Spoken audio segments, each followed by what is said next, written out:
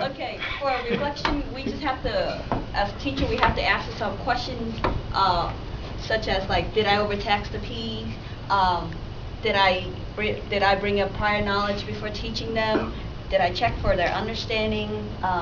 Was the skill appropriate for their levels? Did I lose their engagement? Those are the questions that we need to ask ourselves when we're teaching.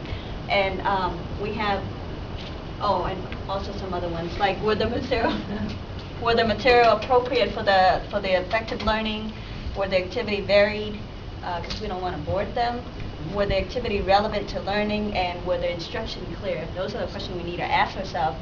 And so these are some of the things that we need to consider. Like, so we have to look for cues. Like, were there interaction between student or from students? Does the student looks confused? What about their assessment? Did they give a poor answer? And classroom management. There are some classroom management problems, such as inappropriate talking, they're throwing tantrums, or they're working off task, and or even did the student understand the objective of the day?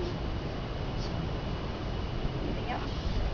One thing I'd like to add is under the poor responses for the assessment, there, and you'll get a lot of this in 182, it's not just a question of whether they got it right or wrong, but to what degree. What was the depth or the complexity of their answers like? So sometimes students will do kind of subpar work. They'll do the work, but you haven't really pushed them to think deeply.